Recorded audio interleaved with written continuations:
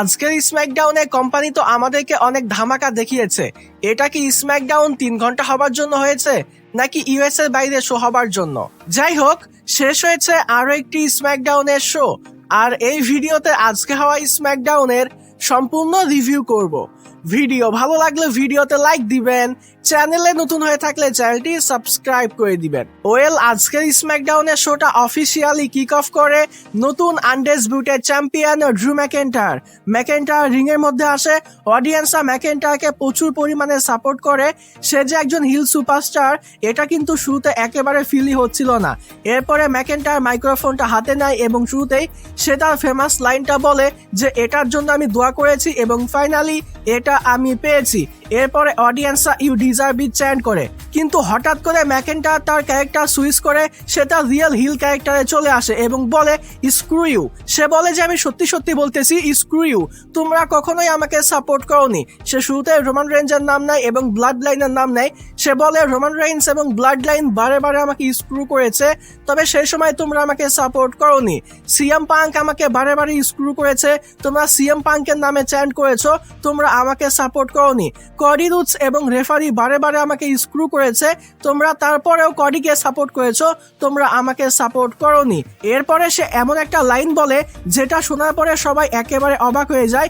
সে বলে 3 stages of hell match হবার আগে, কডি রুডসের সঙ্গে আমার ম্যাচ হবার আগে আমি যে একটা কন্ট্রাক্ট সাইন করেছিলাম, সেই কন্ট্রাক্টে এমন একটা বিষয় ছিল যেটা নিকল ডিস মিস করে ফেলেছে, আর সেটা হলো যে আমি চ্যাম্পিয়ন হবার পরে কডি রুডস হারার পরে সে কখনোই আনডিসপিউটেড চ্যাম্পিয়নশিপের জন্য রিম্যাচ পাবে না। তো এই বিষয়টা কিন্তু ম্যাকেন্টায়ার এখানে জানিয়ে দেয় যে কডি রুডস কখনোই আনডিসপিউটেড চ্যাম্পিয়নশিপের জন্য রিম্যাচ পাবে না ম্যাকেন্টায়ারের সঙ্গে। তো এই বিষয়টা কিন্তু সেখানে ক্লিয়ার করে দেয়। এরপর সেখানে মিউজিক হিট হয়ে যায় the viper, the legend killer Randy Orton এবং ম্যাকেন্টায়ারের মধ্যে হালকা একটু কথা চলতেই সেখানে আবারও মিউজিক হিট হয়ে যায়। জেকাব ফাটু সেখানে চলে আসে। জেকাব ফাটু এসে কোনো কথা না বলে সে সরাসরি ম্যাকেন্টায়ারের ওপর অ্যাটাক করে দেয় এবং দুজনের মধ্যে ফাইট হতে হতে তারা কিন্তু গ্যালারির মধ্যে দিয়ে সেখান থেকে চলে যায়। এরপর হঠাৎ করে পেছন থেকে দ্য মিজ এসে র্যান্ডি অর্টনের ওপর অ্যাটাক করে দেয় এবং এই অ্যাটাকের মধ্য দিয়েই মূলত আজকের স্ম্যাকডাউনের প্রথম সেগমেন্ট শেষ হয়। এরপর আমরা আজকের স্ম্যাকডাউনে প্রথম ম্যাচ দেখতে পাই মিজ এবং র্যান্ডি অর্টনের মধ্যে। এটা ছিল আনডিসপিউটেড চ্যাম্পিয়নশিপের number 1 contender qualifying match. Decent একটা ম্যাচ ছিল। মিজ এবং র্যান্ডি অর্টন দুজনেই এই ম্যাচের মধ্যে ভালো পারফর্ম করেছে। ম্যাচের শুরুর দিকে মিজ এই ম্যাচের মধ্যে ডমিনেট করে, তার কাছ থেকে আমরা মাল্টিপল টাইম ফিনিশার দেখতে পেয়েছি। তবে ম্যাচের শেষের দিকে র্যান্ডি অর্টন এই ম্যাচের মধ্যে ফাইট ব্যাক করে অ্যানাউন্সার টেবিলের উপরে তার সিগনেচার মুভ দেখতে পাই, এমনকি ডিডি, এবং শেষে গিয়ে সে একটা আর কেউ হিট করে সে কিন্তু এই ম্যাচটা জিতে যায়। সে কিন্তু আনডিসপিউটেড চ্যাম্পিয়নশিপের নাম্বার 1 কন্টেন্ডার যে কোয়ালিফাইং টুর্নামেন্ট, এই টুর্নামেন্টের প্রথম মেম্বার হিসেবে নিজেকে কোয়ালিফাই করে নেয়। তো স্যাটারডে নাইট মেইন ইভেন্টে আমরা ফাইনালি ফেটাল 4 এ ম্যাচ দেখতে পাবো, যে ম্যাচের প্রথম মেম্বার হিসেবে কিন্তু র্যান্ডি অর্টন আজকের স্ম্যাকডাউনে নিজেকে কোয়ালিফাই করে নিয়েছে। এরপর আমাদেরকে ওয়ার্ড 6 এর একটা ভিডিও প্যাকেজ দেখানো হয়, যেখানে আঙ্কেল হাউডি, সোলো সিকাওয়া এবং এমএফটি কে নিয়ে কথা বলে। এমনকি আজকের স্ম্যাকডাউনে এমএফটিরও একটা ভিডিও প্যাকেজ দেখানো হয়, যেখানে সোলো সিকাওয়া মূলত ওয়ার্ড 6 কে উদ্দেশ্য করে কথা বলে। ওয়ার্ড 6 এর পুরো লেগাসি এখন সোলো সিকাওয়ার হাতের মুঠোয় এবং সে মূলত ট্যাগ টিম চ্যাম্পিয়নশিপের জন্য ওয়ার্ড 6 কে চ্যালেঞ্জ করে দিয়েছে। তো এই দুই সেগমেন্ট মিলিয়ে একটা মাত্র বিষয় আছে, আর সেটা হলো ট্যাগ টিম চ্যাম্পিয়নশিপের জন্য এমএফটি ওয়ার্ড 6 কে চ্যালেঞ্জ করে দিয়েছে, যেটা আমরা আগামী স্ম্যাকডাউনে দেখতে পাবো। এর বাইরে এই দুই সেগমেন্ট মিলিয়ে কোনো ইম্পর্টেন্ট বিষয় কিন্তু ছিল না। এরপর আমাদেরকে ব্যাক স্টেজে অ্যালেক্সা ব্লিস এবং শার্লেট ফ্লেয়ারকে দেখানো হয়। এই সেগমেন্টের মধ্যে অ্যালেক্সা ব্লিস মূলত এটাই শার্লেট ফ্লেয়ারকে বলে, গত স্ম্যাকডাউনে তুমি কেন আসোনি? গত স্ম্যাকডাউনে আমি একা পড়েছিলাম, আমার উপরে অ্যাটাক হয়েছে, আমি ম্যাচ হেরেছি, তুমি গত স্ম্যাকডাউনে কেন আসোনি? তুমি কি অসুস্থ ছিলে? তো শার্লেট ফ্লেয়ার বলে যে হ্যাঁ, গত স্ম্যাকডাউনে আমি আসিনি কারণ আমি অসুস্থ ছিলাম, এবং দুজনে কিন্তু সেম পেজে চলে আসে। অ্যালেক্সা ব্লিস সেখান থেকে চলে যাওয়ার পরে ল্যাশ লেজেন্ড এবং ন্যাজাক্স সেখানে চলে আসে। গত স্ম্যাকডাউনের মতো আজকের স্ম্যাকডাউনে অ্যালেক্সা ব্লিসের ব্যাপারে উল্টাপাল্টা ভুজুং বুঝিয়ে শার্লেট ফ্লেয়ারকে বিভ্রান্ত করার চেষ্টা করে, তবে শার্লেট ফ্লেয়ার এখানে ল্যাশ লেজেন্ড এবং ন্যাজাক্সের কথায় কান দেয় না। এরপরেই আমরা আজকের স্ম্যাকডাউনে শার্লেট ফ্লেয়ার এবং অ্যালেক্সা ব্লিসের একটা ট্যাগ টিম ম্যাচ দেখতে পাই, যেখানে তাদের অপোনেন্ট হিসেবে জুলিয়া এবং কিয়ানা জেমস ছিল। দুই টিম রিং এর মধ্যে আসার পরে অফিসিয়ালি ম্যাচটা স্টার্ট হয়, আর এটা কিন্তু ভালো একটা ম্যাচ ছিল। চারজন সুপারস্টারই যেহেতু ভালো, চারজনই কিন্তু এই ম্যাচের মধ্যে ভালো পারফর্ম করেছে। তবে তুলনামূলকভাবে শার্লেট ফ্লেয়ারের পারফরমেন্স কিন্তু আমার কাছে এই ম্যাচের মধ্যে একটু বেটার মনে হয়েছে। তবে শেষ পর্যন্ত এই ম্যাচের শেষের দিকে অ্যালেক্সা ব্লিস তার ফিনিশার হিট করে, সিস্টার অ্যাবিগেল হিট করে তারা কিন্তু এই ম্যাচটা জিতে নেয়। মানে অ্যালেক্সা ব্লিস এবং শার্লেট ফ্লেয়ার কিন্তু এই ট্যাগ টিম ম্যাচটা জিতে নেয়। এবং এই ম্যাচ শেষ হয়ে যাওয়ার পরে সেখানে কিন্তু ল্যাশ লেজেন্ড এবং নায়া জ্যাক্স এসে দুই টিমের উপরে অ্যাটাক করে দেয়। তবে তাদের মেইন টার্গেট কিন্তু অ্যালেক্সা ব্লিস এবং শার্লেট ফ্লেয়ার ছিল। আর এখানে একটা বিষয় আমি নোটিস করেছি, সেটা হলো নায়া জ্যাক্স যখন শার্লেট ফ্লেয়ারের উপরে অ্যাটাক করে, এটা কিন্তু একেবারে ফেক মনে হচ্ছিল। এই বিষয়টা এতটা স্লো ছিল, মানে দেখেই কিন্তু বিরক্তি চলে আসতেছিল। তো এই বিষয়টা কারা কারা নোটিস করেছেন অবশ্যই কিন্তু কমেন্টে জানিয়ে দিবেন। এরপর আমরা আজকের স্ম্যাকডাউনে former undisputed champion the American nightmare Cody রুডসের একটা সেগমেন্ট দেখতে পাই। কডি রুডস রিং এর মধ্যে আসে, আর কডির প্রতি আজকে ফ্যান্সদের রিয়াকশন কিন্তু মিক্স ছিল। তাকে কখনো সাপোর্ট করা হচ্ছিল, আবার কখনো বু করা হচ্ছিল। তো যাই হোক, কডি রুডস রিং এর মধ্যে আসে এবং সে শুরুতেই বলে আজকের স্ম্যাকডাউনে একটু ডিফারেন্ট ভাইব দিচ্ছে। নর্মালি আমি যখন রিং এর মধ্যে আসি তখন সবাই আমার সঙ্গে করে পায়রো ফাটে, আমার কাছে আনডিসপিউটেড চ্যাম্পিয়নশিপ থাকে। তবে আজকে আমার কাছে আনডিসপিউটেড চ্যাম্পিয়নশিপ নেই। যাই হোক, যদিও আমার কাছে আনডিসপিউটেড চ্যাম্পিয়নশিপ নেই, তারপরেও আমি চ্যাম্পিয়ন, কারণ আমি কোম্পানির চ্যাম্পিয়ন নই। আমি হলাম আমার ফ্যান্সদের চ্যাম্পিয়ন, আমি হলাম আপনাদের চ্যাম্পিয়ন। মানে সে এখানে নিজেকে মূলত পিপল চ্যাম্প হিসেবে দাবি করে, যেখানে অডিয়েন্সরা কিন্তু কডিকে প্রচুর পরিমাণে বু করে, আবার অনেকে কিন্তু সাপোর্টও করেছে। তো যাই হোক, এরপরে কডি রুডস ম্যাকেন্টায়ারের বিষয়টা নিয়ে কথা বলে, যে ম্যাকেন্টায়ার বলেছে আমি আনডিসপিউটেড চ্যাম্পিয়নশিপের জন্য রিম্যাচ পাবো না। তবে সে হয়তোবা ভুলে গেছে আমি পরপর 2বার রয়্যাল রাম্বল জিতেছি, এমনকি আমি 2026 সালে রয়্যাল রাম্বলও জিততে পারি। আমি তৃতীয়বারের মতো রয়্যাল রাম্বল জিতে ম্যাকেন্টায়ারকে আনডিসপিউটেড চ্যাম্পিয়নশিপের জন্য চ্যালেঞ্জ করতে পারি। এবং আজকের স্ম্যাকডাউনে কডি কিন্তু নিজেকে 2026 সালে রয়্যাল রাম্বলের জন্য কনফার্ম করে।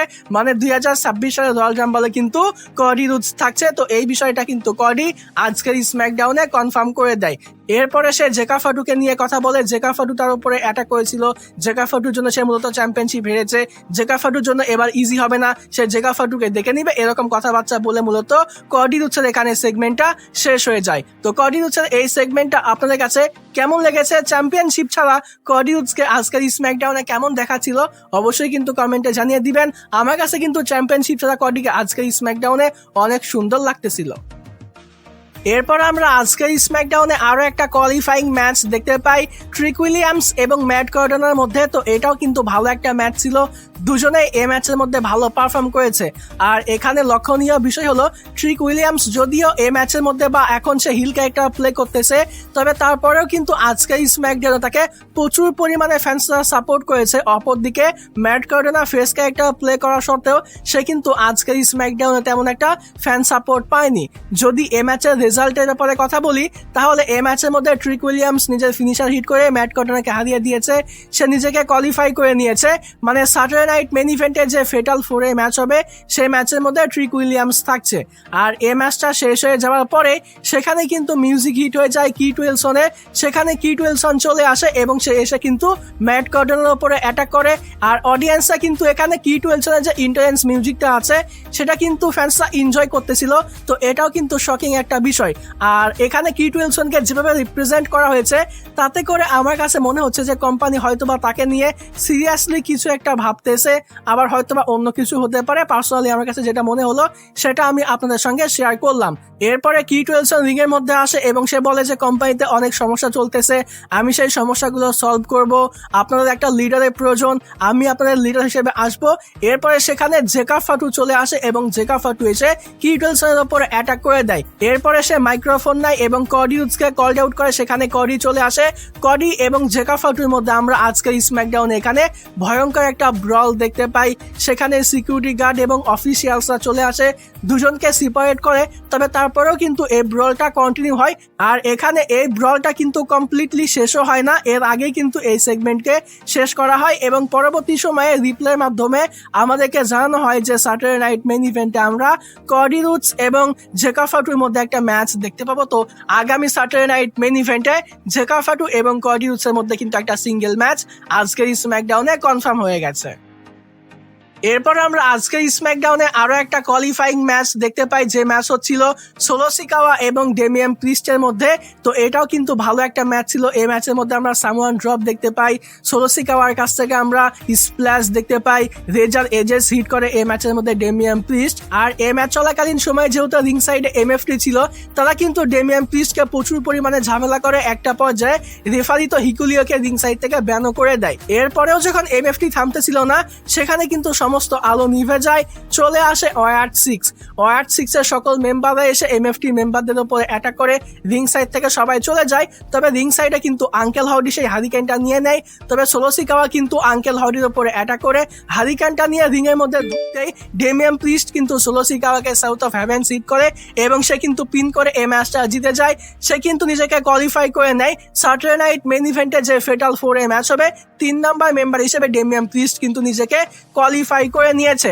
আঙ্কেল হাউডি আবারও রিং এর মধ্যে আসে, সোলো সিকাওয়ার উপরে অ্যাটাক করে সে কিন্তু হারিকেনটা নিয়ে নেয়, তবে এটা কিন্তু বেশিক্ষণের জন্য নয়। সেখানে হিকুলিও চলে আসে, আবারও হিকুলিও এসে আঙ্কেল হাউডির উপরে অ্যাটাক করে, সোলো সিকাওয়া এবং হিকুলিও কিন্তু হারিকেনটা নিয়ে আবারও চলে গিয়েছে। তো হারিকেনটা যদিও আজকের স্ম্যাকডাউনে আঙ্কেল হাউডি হাতে পেয়েছিল, তবে সে কিন্তু এটাকে নিয়ে যেতে পারেনি। সোলো সিকাওয়াই কিন্তু শেষ পর্যন্ত হারিকেনটা নিয়ে সেখান থেকে চলে যায়। এরপর আমরা আজকের স্ম্যাকডাউনে কার্মেল হাইস এবং লিওন স্লেটারের মধ্যে ম্যাচ দেখতে পাই। এটা কিন্তু অসাধারণ একটা ম্যাচ ছিল। এই ম্যাচের রেসলিং কোয়ালিটি কিন্তু এক কথায় অসাধারণ। যে হাই ফ্লাইং মুভস গুলা এই ম্যাচের মধ্যে ছিল, সবগুলা মুভস কিন্তু একেবারে মাখন ছিল। কার্মেল হাইস বলেন বা লিওন স্লেটারের কথা বলেন, দুজনেই কিন্তু অনেক ভালো সুপারস্টার এবং তারা কিন্তু এই ম্যাচের মধ্যে অনেক ভালোভাবে প্রমাণ করেছে। লিওন স্লেটারের কথা বলেন বা জীবন এভান্সের কথা বলেন, তাদের যে হাই ফ্লাইং মুভস গুলা এটা কিন্তু নেক্সট লেভেলেরই।